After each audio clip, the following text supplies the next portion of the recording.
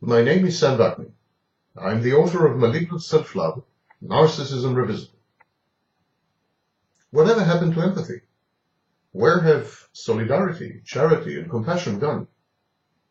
A series of earth-shattering social, economic, and technological trends converged to render empathy a tedious nuisance best avoided. Foremost among these trends is the emergence of modern technology. Technology had and has a devastating effect on the survival and functioning of core social units such as the community, neighborhood, and most crucially, the family.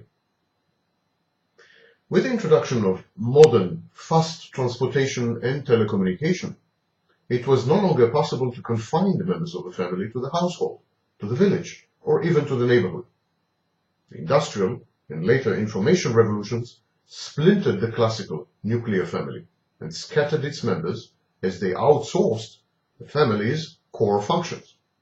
Today, feeding, education, and entertainment, which used to be provided by the family, are actually provided by external suppliers.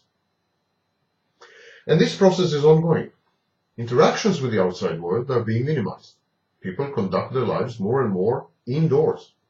They communicate with other people, their biological original family included, via telecommunications devices and the internet.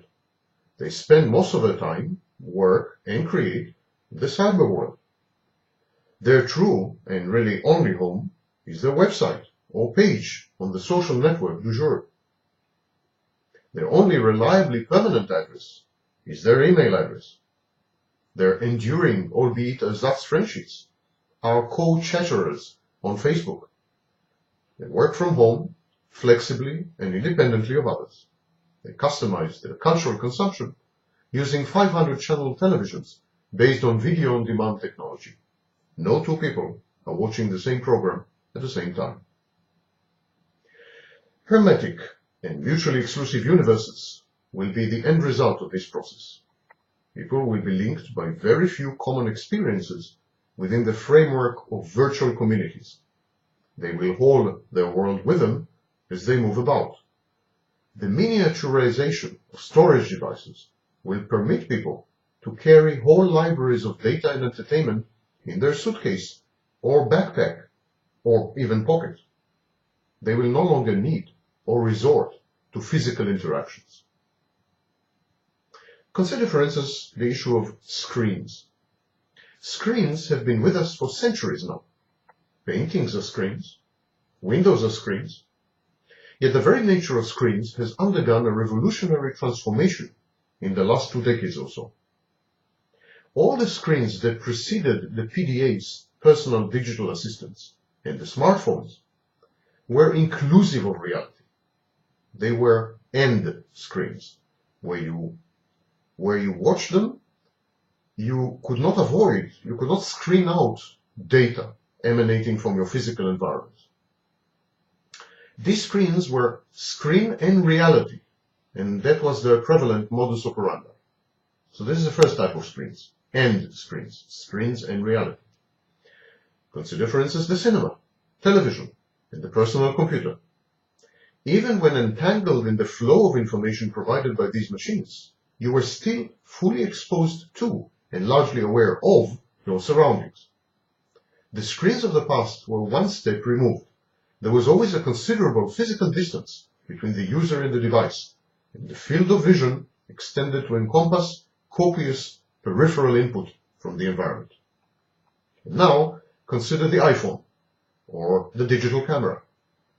Their screens are tiny, but they monopolize the field of vision, and they exclude the world by design. The physical distance between retina and screen has shrunk to the point of vanishing. 3D television, with its specialty eyeglasses and total immersion, is merely the culmination of this trend, their utter removal of reality from the viewer's experience. Modern screens are therefore or screens. You either watch the screen or you observe reality. You cannot do both. Modern technology allows us to reach out, but rarely to really touch. It substitutes kaleidoscopic, brief and shallow interactions for long, meaningful, and deep relationships.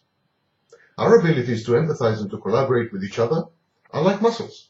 They require frequent exercise. Gradually, we are being denied the opportunity to flex these muscles, and thus we empathize less and less. We collaborate more fitfully and inefficiently. We act more narcissistically and antisocially. Functioning society is rendered atomized and anomic by technology. Empathy is the foundation of both altruism and collaboration. Thus, while empathy does consume scarce resources, it confers important evolutionary advantages, both from the individual's point of view, cooperation, and from the species' altruism. Yet we are witnessing a marked decline in both the ubiquity and the utility of empathy. The decline in physical violence is not a good proxy to a supposed rise in empathy.